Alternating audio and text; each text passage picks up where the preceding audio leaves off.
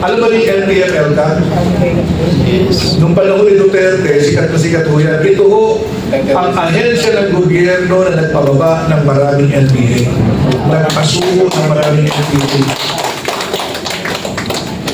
Sino ho ang... Okay, sino pa? Oh, kuya, kayo po. Quezon. Quezon, Quezon. Ito na po sir, ayun. Bida, Bisaya. Magandang hapon po sa lahat. Ako po taga Quezon, si Jaime Mendoza. Kasi Army Active. Nanguhuli ng mga nagre-rape, pati yung mga murder, nanguhuli kami. Bata ako ni Duterte yung panahon ni Duterte. Paano natin magagarantihan kapag ulit-ulit na pinupuntahan natin sila at nakakamayan upang lubos silang maintindihan yung ating mga advokasya. No, ano ba yung mga programa? Ano ba yung mga gustong mangyari ng ating party list? Bakit tayo humahabol? Kinakailangan as a leader, alam mo rin, ano ba ang gustong mangyari? Meron po tayo mga leaflets na pinamimigay nandun po, no? Napakasimple lamang po, 3, 4 lamang yung nakasulat doon na gustong bigyang prioridad ng mga batas na kapag tayo nandoon sa Kongreso, gusto natin ligtas ang mga Pilipino, lalo na sa mga panahon ng sakuna, sa mga panahon ng kalamidad. Ang gusto natin, ligtas sila. So, yun lamang po, iikot lang po tayo roon. Lalabanan po kasi natin yung kaisipan na ayuda. Yung ayuda mentality. No? Kung walang ayuda, hindi kita iboboto. Ayaw ho nating mag-engage sa ganoon. Ang totoo po niyan talaga sa pag-uusap po namin ng core group, no? Ng core group, ang tatargetin lang po talaga natin yung mga nandun sa middle. Mga professional, may mga trabaho. Kasi yun lang talaga mabibigyan talaga ng ang tao natin dito. Yun yung mga hindi nagpapabayad. Ito yung mga hindi tumatanggap ng mga 500 pesos, 1,000 pa rin po. Kasi may mga pera yun, mga OFW, yan po. Yan po talaga yung gusto namin matarget lang. No? Kaya lang ho, ayaw ho natin maging kumpiyansa. Kaya kailangan ho tayo umabot hanggang dun sa ibaba. Sa ilalim. No? Bagamat alam ho natin, alam naman natin na hindi naman talaga lahat ng nasa ibaba ay papabayan. Meron pa rin mga tao na doon sa ibaba na may prinsipyo talaga at naninindigan. Tama ho ba ako? Konti lang ho siguro. Yung iba tatanggap yan, pero pagdating sa presinto, boboto yan sa konsensya. Ganun po yung aking paniniwala. Ewan ko po, ako lang naniniwala sa ganun. Pero meron pa rin po talaga na tao na kapag tumanggap sila, nahihiya na silang hindi iboto yung nagbigay sa kanila. Napipilitan na nila talagang iboto yung nagbigay ng malaki sa kanila. Pero hindi po siguro lahat ng gano'n. Yung po, paliwanag po natin, pag may nagbigay, tanggapin ninyo, pera nyo yan. Tama o hindi? Tama. Pera nila yun, no? Tax payer sila. Na kumbaga, binabalik lang ng mga politikong ito yung pera na nararapat na tanggapin nila. Na yung mga pondong yun, pondo ng PhilHealth, yun yung mga pera na dapat sana ginagamit kapag nagkakasakit yung mga Pilipino. Pero ngayon, nawawala. Kaya ultimo bulak, binibili doon sa mga public hospital. Kaya nga sabihin natin sa kanila, kung sakasakaling may magbigay sa inyo, tanggapin nyo. Pero nakikiusap po kami, pagdating doon, iboto nyo 113. At kapag ang 113 nakalusot, makikinabang naman kayo bandang huli. Nandun yung pakinabang sa inyo bandang huli. No? Kaya yun po yung ating sasabihin po sa kanila. Education, no? Education. At hindi naman po mahirap ibenta itong ating parties. Alam ho ninyo, nakakatuwa ho dahil minsan ho, sabi ng asawa ko, magpapamanicure doon sa isang mall sa Angeles, sa Robinson. So sinamahan ko siya. Habang nagpamanicure, kinakausap ko yung manicurista. Tapos sabi ko sa kanya, boto mo yung 113. Ang ano rito, si General Sermonia. Napalundag ko siya habang nakaupo eh. Sabi niya, General Sermonia, ang laki ng utang na loob namin dyan. Dahil po yung kuya ko dating NPA sa Panli, Bulacan. At siya po ang tumulong na magbalik loob sa pamahalaan. Dati hong NPA yung kuya ko. Sa pamamagitan ni General Sermonia ay nagbagong buhay po. Meron na siya sariling bahay ngayon. Kaya susuportahan ko po yan, susuportahan. So pagkatapos po ng wife ko, ako naman yung kanyang nilinisan ng kuko. Nauna na yung wife ko kasi malapit lang naman yung bahay namin sa mall. Nag-tricycle. Tapos nung bumaba yung wife ko dun sa bahay namin, nakita nung driver na tricycle, yung malaking tarpaulin na ganito, dun sa pintuan namin. Nakita niya yung mukha ni General Sermonia. Sabi niya, ito rin yung kinakampay na ko. Siya pala yung taga-Bataan. At malaki ang naitulong ni General Sermonia dito sa pamilya ng taong ito. Kaya humingi siya ng maraming tarpaulin at saka mga speaker para ipamigay niya doon sa mga tricycle driver ng mga kasamahan niya. Imagine that, simpleng, ano lang ho yun, simpleng story ho yun. Totoo ho yun. Hindi po ako nagsisinungaling, that is my witness. Na isang araw na ho nangyari yan.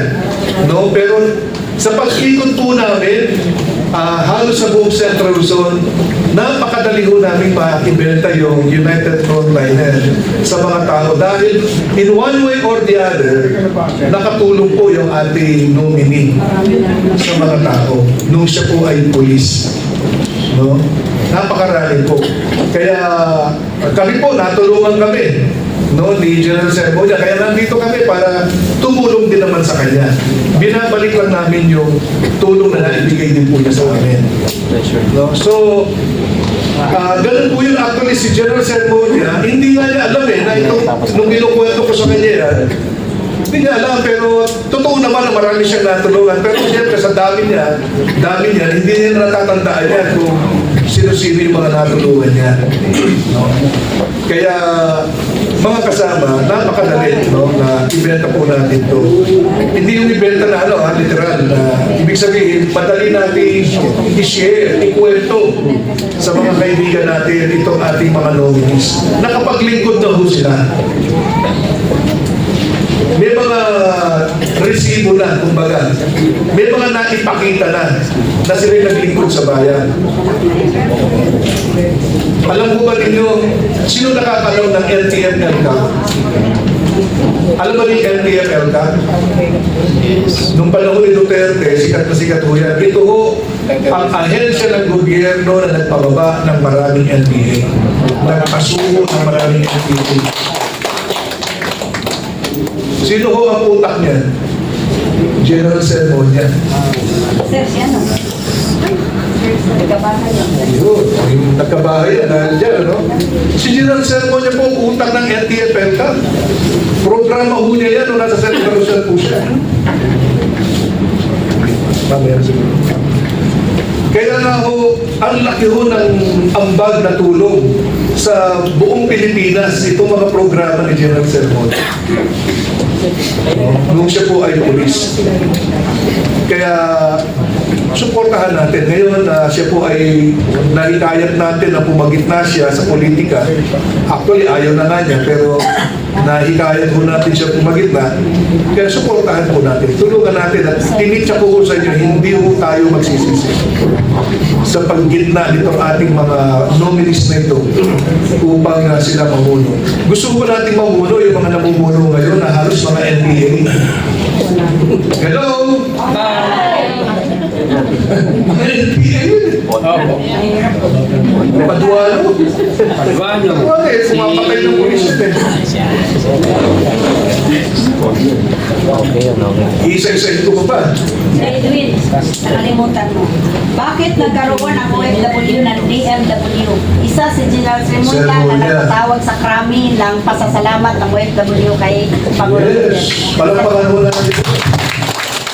Meron po siyang Global Police Desk na binuo si General Sermonia. Itong Global Police Desk Napakaraming bansa, no? Kung nasaan yung mga Pilipino, naglagay ho siya dyan ng mga global police desk na sumbungan ng mga OFW. Pag may problema ho sila, doon ho sila nagsusumbong. Agad-agad ina-actionan ho yan ni General Sermonia.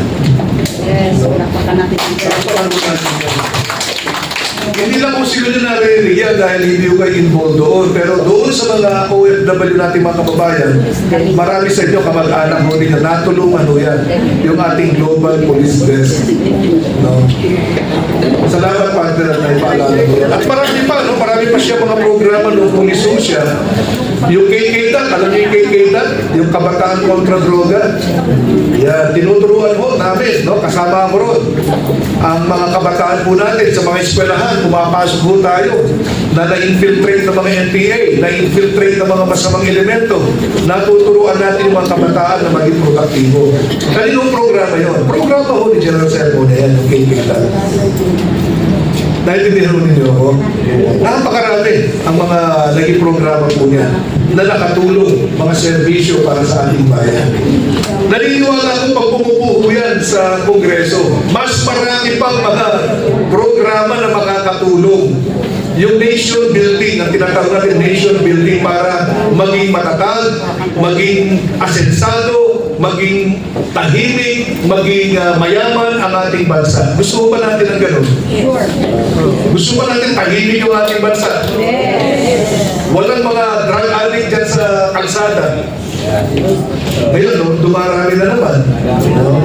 At lalong higit, babantayan mo, ito, pakinggan niyo mabuti, babantayan ng ating mga nominees ang kabangyaman ng ating bansa.